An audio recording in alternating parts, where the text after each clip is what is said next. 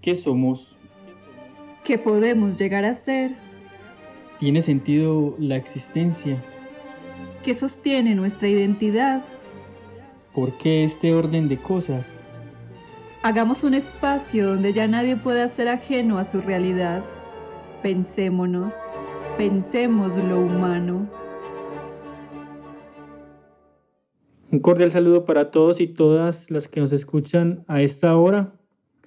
Les saluda Santiago Piedrahita, de parte del Centro de Estudios Estanislao Zuleta, que es la organización que realiza estos podcasts de Pensar lo Humano, en modalidad a la que hemos apostado en estos tiempos de pandemia para mantener un contacto y una apuesta social desde la organización.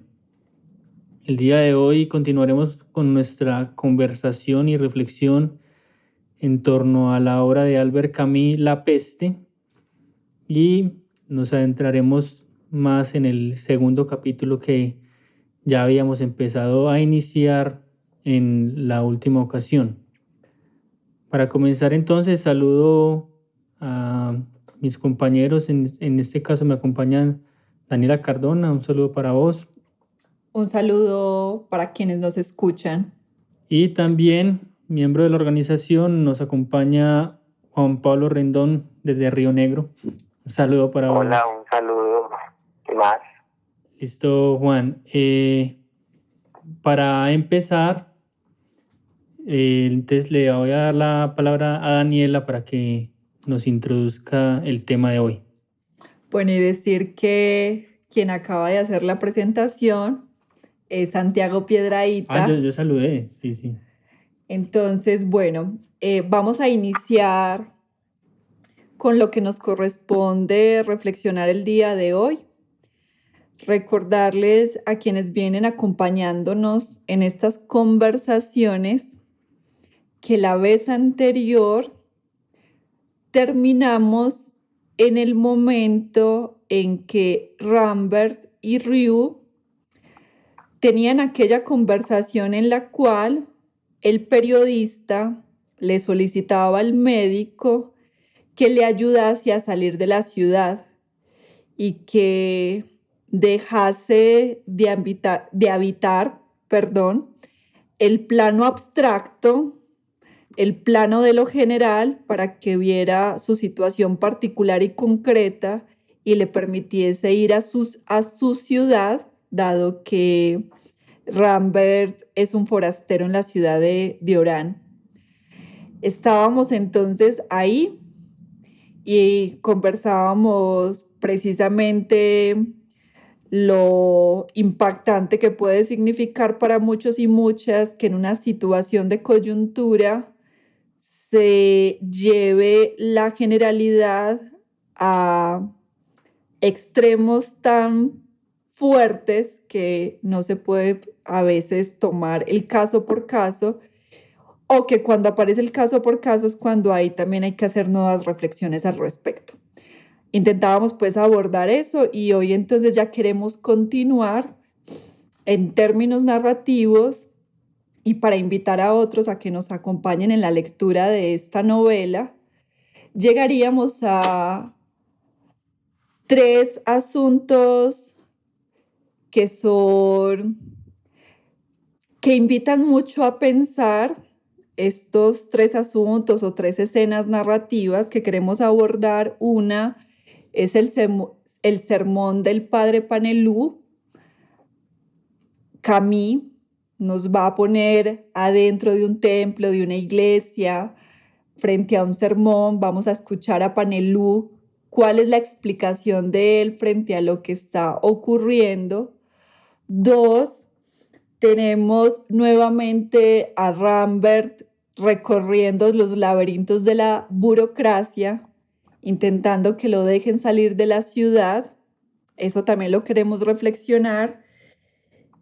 Y 3, queremos detenernos en algo que ya empieza a insinuarse de manera más profunda en la narración, y es lo que se empieza a tornar inútil o lo que otrora tenía un sentido y ya no.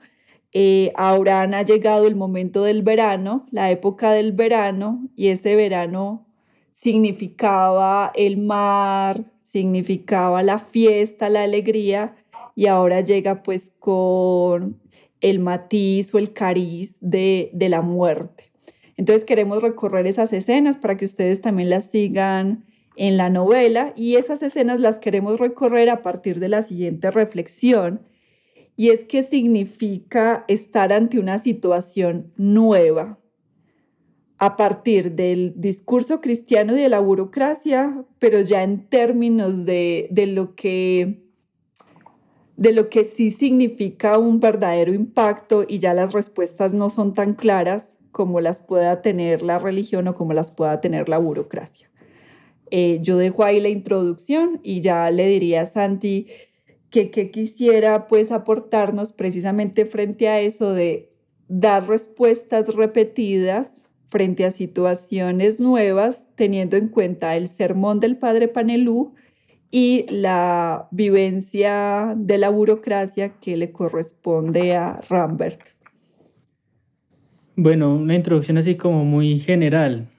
El ser humano ha necesitado siempre dotar de sentido el mundo que le recibe, bueno, y el mundo en el que hace su existencia. El ser humano no soporta el sinsentido, y aunque tenga que recurrir a fórmulas, digamos, retóricas, pues, para responderse, pues a eso acudirá. Porque con el sinsentido viene la angustia, y la angustia es un sentimiento pues muy difícil de soportar. Y a ello voy porque, bueno, la religión siempre ha sido precisamente una respuesta para las preguntas más enigmáticas. Pues uno pregunta quién es, de dónde viene, para dónde va, qué es la muerte.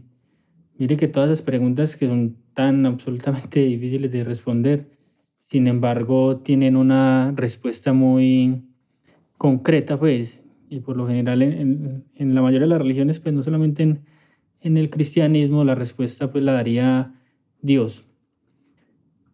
El origen de todo es Dios, el origen de nuestra vida es Dios. Cuando finalice esto, hay un lugar que nos está esperando. Siempre hay una respuesta. Sí.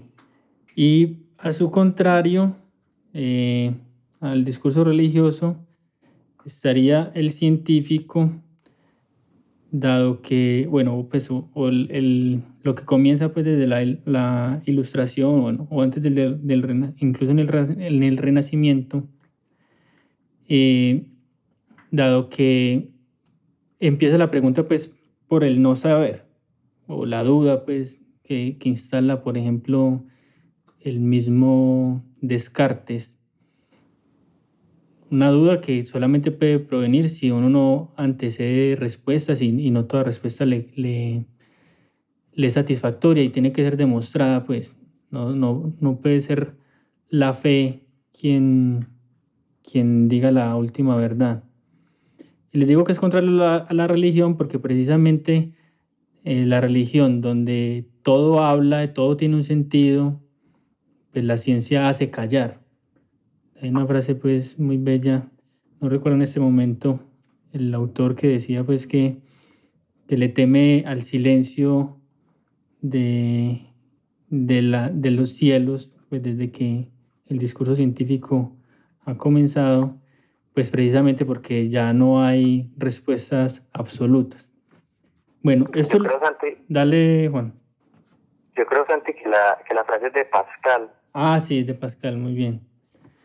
Sí, y también corresponde a eso que decías vos, que cuando llega la ciencia, en cierta medida los cielos se empiezan a callar. Y yo creo que la frase era, si no me equivoco, el silencio eterno de los espacios infinitos me aterra. Sí, sí. Y yo creo que es lo que vamos a empezar a ver en la novela, no en estas páginas que estamos abordando, pero más adelante va a venir ese silencio que vos decís, y va a ser, yo creo que un punto cumbre de la obra. Claro, y entonces por eso yo lo anteponía pues al discurso religioso, porque donde habría un silencio aterrador que empezaría pues a angustiar, entonces se responde ante esa situación tan nueva e inaprehensible bajo pues las fórmulas religiosas de, bueno, del castigo y de la salvación. Es que ahí, para poner en contexto y para que Pablo continúe en la palabra con lo que nos estaba diciendo, estamos en la iglesia. Quienes están allí llevan en sus corazones la verdad de la epidemia. Y como vos decís, Santi, está la incertidumbre de cuándo terminará, seré yo uno de los contagiados, moriré, etcétera. Porque incluso aunque hayamos visto en la narración de la novela que se intenta negar todas estas situaciones que se han desprendido de la epidemia, no obstante, si se acude a la palabra religiosa es porque de todas maneras hay algún cuestionamiento que invade. Pero entonces en esa iglesia está Panelú, y este hombre nos presenta un discurso que es impactante y que precisamente nos permite ver lo que nos estaba explicando Santi, y es cómo ante el no saber, ante la angustia y la incertidumbre, vendrá una explicación y se taponará la causa o una explicación más científica. Por lo menos la búsqueda de ella. Por lo menos que la pregunta quedase abierta. Pero entonces, ¿hacia dónde voy? Este padre les dice: Dios se ha cansado de ser misericordioso. Entonces es muy sorprendente porque la misericordia ha estado abierta hacia los creyentes y en ello subyace que sus actos serán perdonados porque Dios es misericordioso. Pero entonces eso, que es una premisa cristiana, vendrá luego a reemplazarse por: Dios se ha cansado de su misericordia, es hora del castigo. Entonces les he perdonado, no han tenido que responsabilizarse de sus actos, pero ahora sus actos tendrán como consecuencia el castigo de la peste. Entonces, ¿dónde se pone la causa? En el pecado. ¿Y qué significa que ante un episodio como estos se ponga la causa allí? Ahí hay una respuesta que lo que generaría es miedo, y lo que llevaría entonces a decir: somos culpables de este mal que estamos padeciendo, y en últimas no se podría comprender las razones pues de lo que está acaeciendo. No sé, Pablo, vos qué quisieras decir, ya que he puesto pues más en contexto a quienes nos escuchan. Yo voy a seguir hilando lo que decís porque me parece un punto crucial. Pero antes yo sí quisiera decir que el discurso cristiano hay que tomarlo con mucho cuidado, que no es el mismo y que no pretendo meterlo todo en un mismo lugar. Pero hay discursos dentro del cristianismo, y uno de ellos es el que decías, que coge a la gente que está angustiada, y todos estamos angustiados en momentos como estos, y ante la pregunta del por qué, muchas veces se nos dice: es porque has pecado. Y entonces eso tiene un efecto que es irresponsable, porque no vas a la causa objetiva, es decir, por ejemplo, no vas a investigar qué es el virus, por qué, no vas a investigar las condiciones de salud de un país, sino que tapas todo eso bajo el has pecado.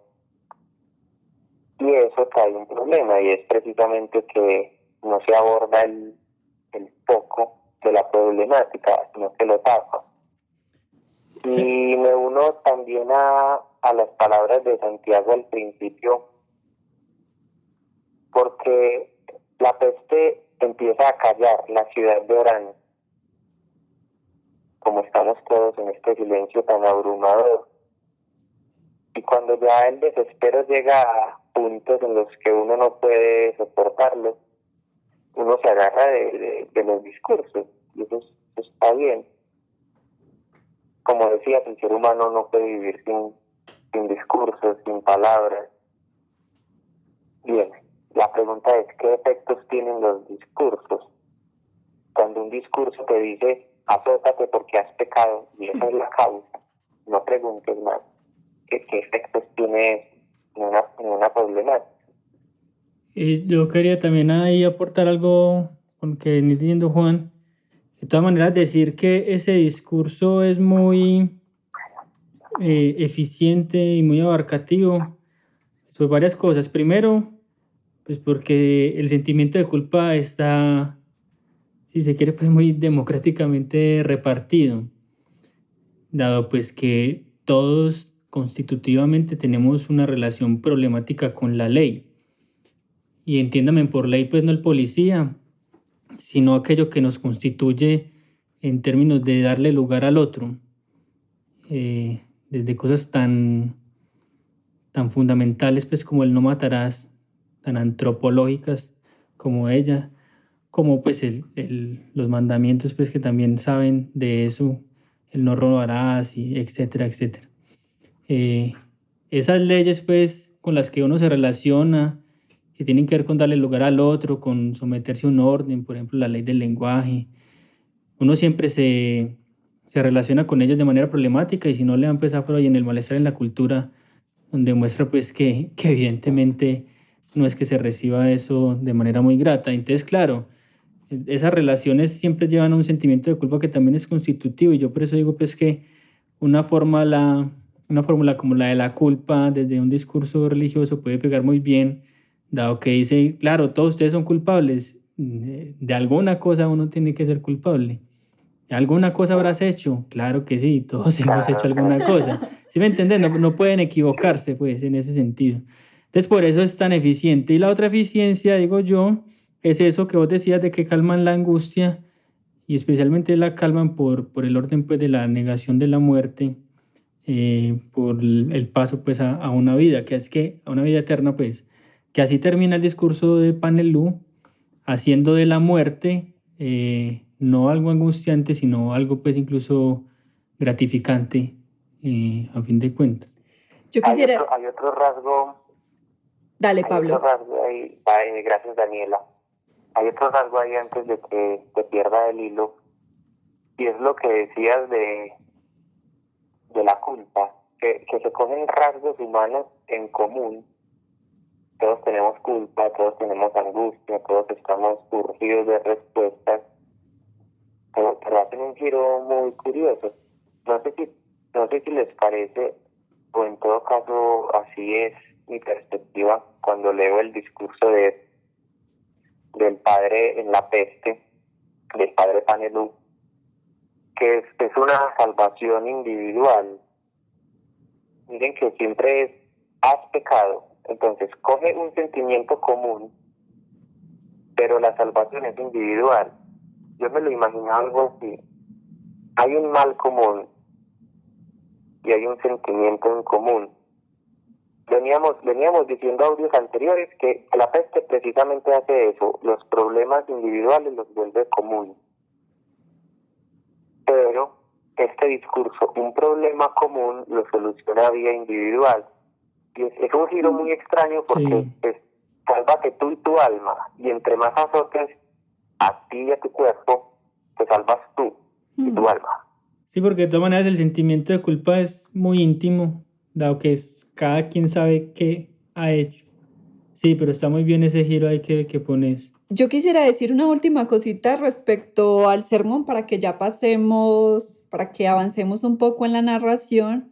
Y es que no quería dejar pasar algo que que me pareció muy importante que dijo Pablo, y es que ¿qué consecuencias puede tener que la respuesta sea esto está ocurriendo porque es un castigo de Dios? El problema es difícil y habría mucha tela por cortar, pero creo que algo importante de subrayar es que se termina perdiendo de vista asuntos muy importantes. Entonces terminamos perdiendo de vista contextos sociales, terminamos perdiendo de vista contextos sanitarios, contextos económicos, políticos. Entonces, por ejemplo, en el caso nuestro y en determinados países que ya está ocurriendo, Estados Unidos, donde el contagio se ha propagado de una manera alarmante, entonces está el contagio que es que el azote de Dios está cada vez más fuerte sobre los cuerpos de los seres humanos, pues que habría que ir hacia otras respuestas como el sistema sanitario de los Estados Unidos, su posición frente a lo económico, sus apuestas políticas, etcétera, etcétera. Y eso también pues vendría para el caso colombiano.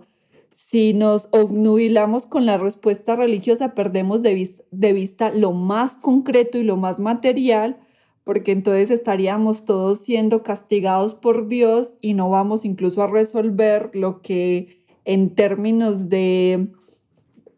más materiales habría que resolver para poder solucionar un problema que está en manos de nosotros como seres humanos, no en asuntos que están más allá pues de las sociedades mismas. Yo quería proponerles entonces para que avancemos la siguiente ruta, pues que ya la había dado Daniela, sino que es como para retomarla. Entonces decíamos pues que ante una situación nueva, inaprensible, inaudita, que nadie sabe nada de ella, que no se sabe por dónde agarrarla, ante lo nuevo pues respuestas viejas.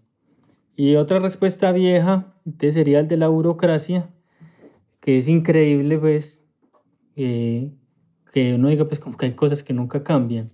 Yo quisiera leer ahí un apartadito para que continúe Santi. A Rambert, entonces ya tuvimos una respuesta vieja, algo nuevo. Vieja, algo nuevo. La respuesta de Panelú a algo nuevo. Y ahora están las respuestas de los burócratas a Rambert. Entonces Rambert está acudiendo a varios funcionarios para exponer su caso y bueno, muchos le dicen que no pueden hacer nada porque generarían un precedente. Y eso siempre es muy peligroso en términos de la normativa que es general, porque si aparecen las excepciones, el caos puede avecinarse. Entonces les quiero leer lo siguiente para que continúe Santi. Pero la última introducción es que Rambert está buscando por vías institucionales pues cómo volver a su país. Entonces ha tocado muchas puertas pues. Según la clasificación que Rambert propuso al Dr. Rieu, este género de razonadores constituía la categoría de los formalistas. Junto a esto se podía encontrar a los elocuentes que aseguraban al demandante que nada de todo aquello podía durar y que, pródigos en buenos consejos cuando se les pedía decisiones, consolaban a Rambert afirmando que se trataba de una contrariedad momentánea. Había también los importantes que le rogaban que les dejase una nota resumiendo su situación y notificando quién le había informado de que ellos estatuirían sobre tal caso. Había también los triviales que le ofrecían bonos de alojamiento o direcciones de pensiones económicas.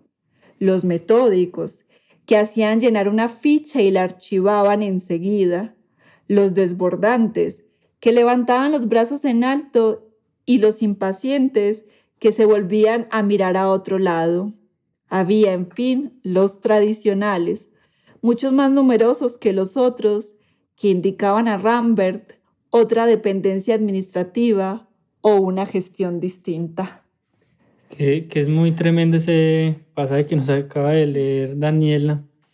Les decía yo pues como proponiendo el tema de las viejas respuestas a elementos nuevos, inauditos, y es eso que les diga como que hay cosas que no cambian. Entonces la burocracia en este caso pues sigue siendo igualita, sus fórmulas de la ineficiencia, de que cada quien hace su parte y esa parte depende de un montón de gente que está encima de uno y entonces es los formularios, las filas, las dependencias, etcétera, etcétera. Pues me recordaba mucho a ese pasaje del escrito pues, de Kafka ante la ley, en el que muestra pues esa impotencia de aquel que va a presentarse pues a la burocracia para que le solucionen algo y es totalmente pues imposible que lo hagan. Y, y es muy sorprendente que, claro, efectivamente eso sigue respondiendo, está tan institucionalizado, tan absolutamente cristalizado, tal vez como la misma institución religiosa, y no sé si eso es lo que tengan en común, que por eso responden de manera tan parecida. Yo para darle la palabra, por ejemplo, pensaba en los casos que están pasando ahorita de corrupción, algo tan cristalizado como la corrupción en Colombia, con la misma burocracia. Uno pensaría, bueno, eso, una excepción tan siquiera que ocurra en una pandemia, pues que la gente está muriendo de hambre, y sin embargo no es así, pues uno se encuentra con noticias totalmente tristes, pero esperables lastimosamente, en las que pues ya se han visto algunos contratos de los diferentes mercados que se le van a entregar a la gente más pobre, bueno, y ya están haciendo negocio con eso. Entonces es otra vez, es increíble cómo puede haber cosas tan cristalizadas que hasta en tiempos totalmente inéditos respondan con las mismas fórmulas. Y por eso pues vea como ese paralelo entre esa respuesta religiosa y esta burocracia. Yo quisiera poner ahí otro ejemplo para que Pablo intervenga. Dame un segundito, qué pena ahí para no perderme. Hay algo también respecto al tema de la burocracia, pero ahora visto desde los ojos de Rambert. Rambert es el personaje que va a buscar una salida en los aparatos burocráticos, pero la actitud de Rambert, si se fijan, muchachos, es la siguiente, y es decir, precisamente ante el Estado, venga, yo soy una excepción. Sí. Y es lo que decía Santi, que hay excepciones. Hay gente que de verdad su situación es una excepción. Y entonces la burocracia aparece como un ente indiferente, silencioso, totalmente cristalizado. Sin embargo, hay otra actitud, y es del que se cree excepción sin ser excepción. Es decir, de aquel, como en el caso de Rambert, que intenta decirle a todos, yo soy distinto, yo no tengo por qué afrontar este problema. Y lo que se da cuenta es que es como todo el mundo. Yo creo que venimos de pasajes anteriores en los que esto se ha repetido. El dueño del hotel ha dicho, pero es que estamos como todo el mundo. Y ahora volvemos a Rambert, estoy yo como están todos. Y pasa algo muy, muy curioso, y para conectarlo con una idea anterior de Camus, a mí me parece brillante y valiente, que él decía, intentaban escapar y no se daban cuenta de que la única manera de recoger fuerzas era arraigando su dolor en esta tierra. Y es todo lo contrario a lo que está haciendo Rambert. Él no está en esta tierra, como no lo están tampoco los discípulos del padre cristiano. Están él está en su amada y los cristianos están en el otro mundo. Pero llega un punto en la novela, y yo creo que es lo que decía que era una cumbre, y es cuando los gritos de un niño, la vamos a ver más adelante, callan el cielo, callan la burocracia, callan la excepción, los gritos de ese niño y de muchos otros enfermos terminan por hacer explícitas todas estas preguntas que estamos haciendo. Y sí, para que continúes, Daniela, era eso, que hay un afán de escape muy criticado por Camus. No, pues Pablo, me parece muy importante que hayas hecho ese matiz, porque es cierto que aquí el que está haciendo la crítica a la burocracia y a sus formas cristalizadas es alguien que quiere volverse excepcional y entonces pasar por encima las medidas que se han entendido como necesarias pues, para la protección de los ciudadanos y ciudadanas de Orán. Teniendo esa salvedad que me parece muy importante que la hagas, no obstante que Rambert quiera ser tomado como excepcional, devela y denuncia a la burocracia misma. Porque digamos que en esta situación de Rambert, pues es esperable de que no se le tome como una excepción, aunque ojalá se le comprendiese. Porque la diferencia de los burócratas a Ryu es que Ryu por lo menos entendía la contradicción en la que estaban. Es decir, podía ver el dolor y la angustia de Rambert, podía ver al individuo concreto de Rambert, pero manifestarle que aunque era cierto su dolor en términos concretos, no podía hacerse nada al respecto. Yo creo que es muy diferente la burocracia. La burocracia no está viendo a Rambert como concreto y entonces está viendo en una decisión, en una contradicción. Quisiera acompañarte en tu dolor, pero no puedo, sino que sencillamente es un anónimo más, porque digamos que yo soportaría la idea de lo general por encima de lo particular cuando se entienda como una contradicción y como un desgarramiento, no por el hecho de que el otro es un anónimo o hace parte de una serie. Eso por un lado. Y entonces, en tanto la situación de Rambert denuncia las formas cristalizadas de la burocracia, me parecía muy importante pues la articulación que hacía Santi con nuestra situación actual. Y es que incluso más allá de la corrupción, sin que la hubiese, las prácticas de la burocracia son desesperantes. Por ejemplo, ahora, bueno, yo sé que alguien me puede decir, pero ¿qué propones? Este es el sistema que tenemos. Mientras lo reformulamos, algún día es necesario usar los métodos que ya se tenían pues establecidos. Pero es muy fuerte todos los formularios para que alguna ayuda pueda darse, pero entonces todo tiene que estar normatizado, todo tiene que estar vehiculizado administrativamente, o sea, la necesidad del otro, que hay gente que está muy mal, tiene que pasar por trámites administrativos sí o sí, entonces ese ser humano concreto que necesita una alimentación ya, que necesita un dinero ya, de todas maneras tiene que vérselas con toda esta burocracia. Yo creo que ahí sí es necesario hacer una crítica. Y otra cosa que quería decir es que de todas maneras no es que nosotros estemos aquí como en una superioridad moral, entonces diciendo por qué los creyentes se abrazan al sentido que da la cristiandad, en este caso Panelú, o que nos creamos también en una superioridad moral porque Rambert esté abrazando el recuerdo de su amada y quiera entonces reposar en un vínculo con ella, es solamente quizás llamar a que nos preguntemos qué significa esas fórmulas que no nos permiten abrazar la angustia, hacer algo con ella, pero sin desconocer que todos estamos expuestos a la respuesta religiosa, a la respuesta amorosa, etc. Yo quería decir algo último ahí con respecto a la burocracia y es, pues como a uno ese mundo se le presenta tan hermético, es decir, uno entra a un papel, pone un nombre, una firma, una cédula y no sabe qué va a pasar ahí. Entonces uno interpreta eso que se le presenta a uno tan hermético. Y hay una escena que es muy triste con el mismo Rambert, porque entonces, claro, él tiene que interpretar como signos. Entonces dice, ve, me pidieron una hoja de vida, y además me pidieron esto, no, esto sí va en serio.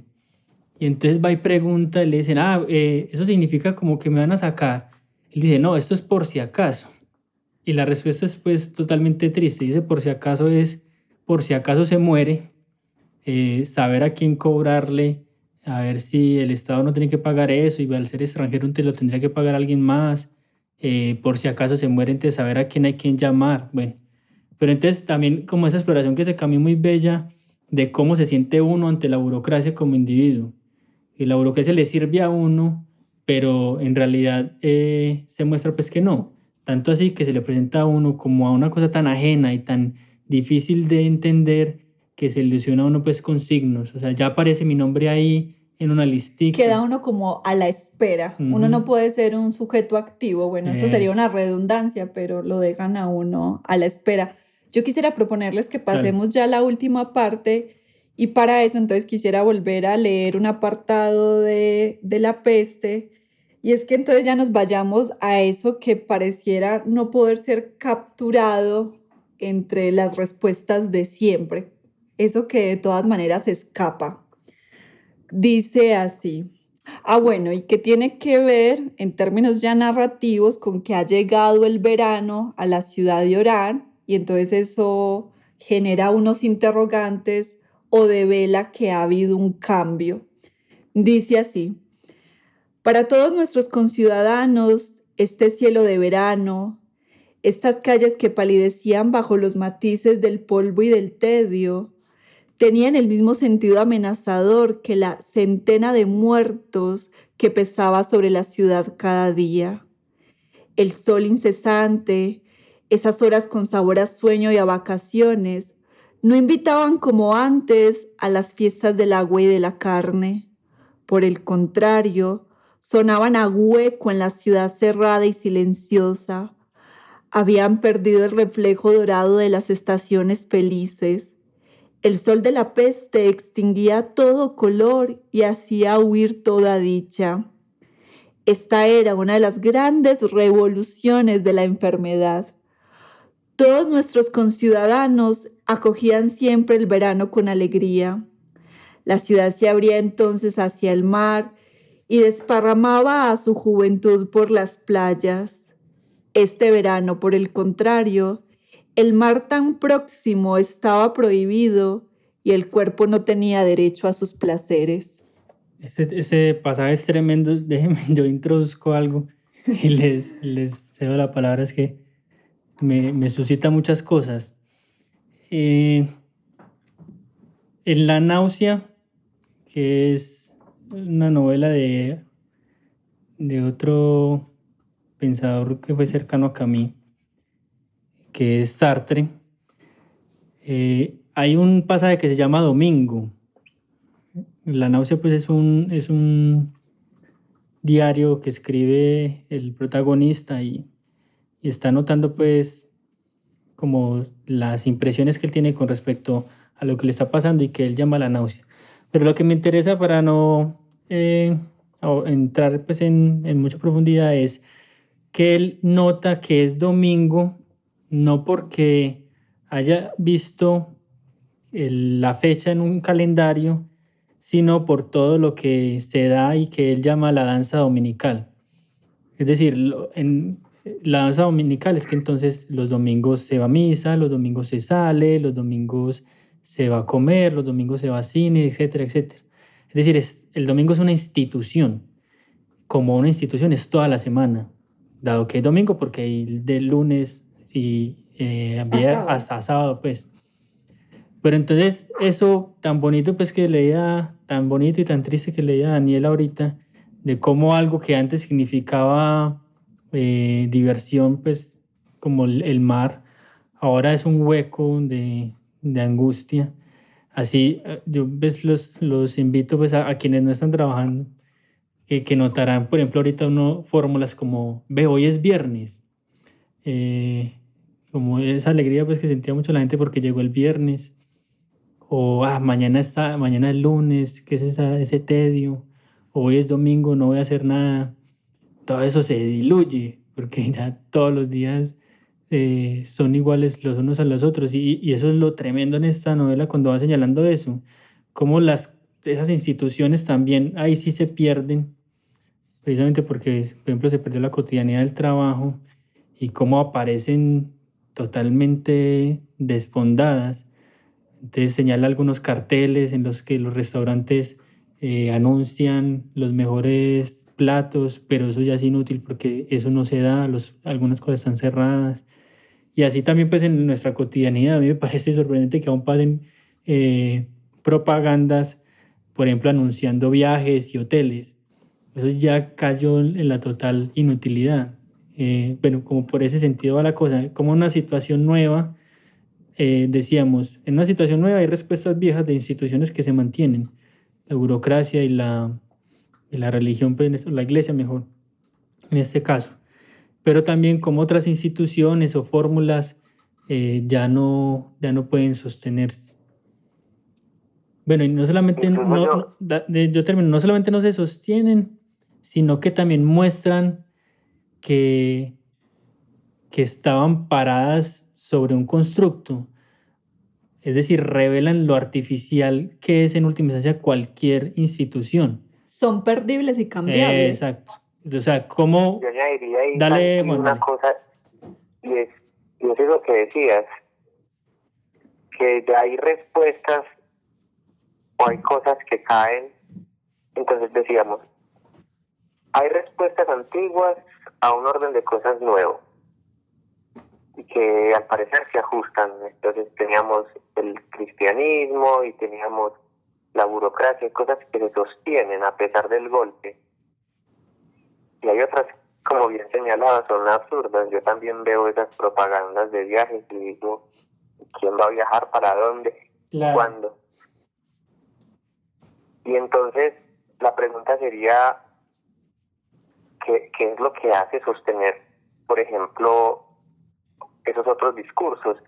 Porque es muy curioso cuando Camus tomó todos los discursos. El discurso del placer, mira que se había sostenido. Él decía, se callaron las calles y la gente salió a hablar hasta aturdir. Pues hablaban hasta aturdirse y las playas, los cafés, los vinos, bueno. Resulta que ese es el primer discurso que cae, el placer como un refugio. Está un poco lo que señalabas. Sin embargo, hay otros más fuertes que se van sosteniendo y también van cayendo a lo largo de la novela. Pero la pregunta es, ¿qué hace que caigan primero las vacaciones, por ejemplo? La tranquilidad.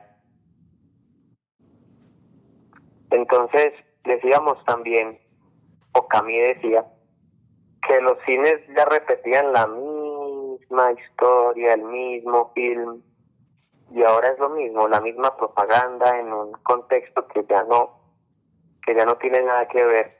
Entonces, para ir redondeando y darte la palabra a Daniela, sostendría esa pregunta para la próxima conversación, y es, hay discursos más fuertes que aún no se ven golpeados por el silencio. Habría que preguntarse por qué, de dónde viene ese poder. Sí, está muy bien. Pues yo creo que hay muchas instituciones pues, que sobrevivieron. La institución matrimonial, bueno, sí, como dijimos, la burocracia, etcétera. Pero yo voy a poner otro ejemplo para nuestro caso, que es el deporte, que a mí también me parece pues, incluso gracioso pues, dentro de lo trágico. La comedia y la tragedia pues sí son muy cercanas en ese sentido. Y es pues que eso que entretenía tanto a la gente y en lo que se perdía pues muchas veces la gente al no tener pues con qué más vaciar la vida, ahorita es totalmente inútil y ve uno que ya los periodistas no saben de qué más hablar, pero los periodistas deportivos no saben de qué más hablar, ya han repetido los partidos que hay que repetir y bueno, pues como también notar que eso en nuestro caso también cayó y revela lo mismo. Eso era impensable que una liga de fútbol o acontecimientos tan importantes como la Champions League, bueno, cualquier liga, pararan y se crean fundamentales, pues para muchos eran fundamentales y ahorita pues la gente entiende pues que sin eso se puede vivir también. Yo creo que entonces podemos ir concluyendo en este punto y sostener la pregunta que introdujo Pablo, que realmente me parece muy importante, e invitar a quienes nos escuchan a tomar también esta pregunta y es, ¿cuáles son las instituciones y las discursividades que aún se sostienen? ¿Qué las sostiene? ¿Por qué siguen haciendo presencia? Y por qué otras instituciones como la que nos mencionó Santi, la del domingo, la del deporte, se han desfondado y entonces que era también las que las promovía, que incluso esto abre a preguntas pues de hondo calado político y es también si se tenía en el centro al deportista y ahora se pone en el centro con tantas contradicciones al médico, a los enfermeros y las enfermeras, y ahora entonces se pone en el centro a estos otros a estas otras personas con todas las contradicciones del caso, porque se ponen en el centro pues sin las condiciones materiales para que realmente se les dé la relevancia que corresponde. Entonces, porque incluso entonces viene a aparecer ya es la importancia del cuidado y de la vida. Insisto, con todas las contradicciones de por medio, porque aunque se ponga en el centro no se le presta pues toda la atención a ello. Entonces, bueno, ahí los dejamos, pensémonos esto, pensemos en las instituciones que caen, en las que continúan y por qué se da una cosa y otra. Esperamos que sigan leyendo La Peste o que la empiecen a leer y que, bueno, este tiempo sea, ojalá, de reflexión y de apertura a otros sentidos. Muchas gracias por acompañarnos. Hasta la próxima.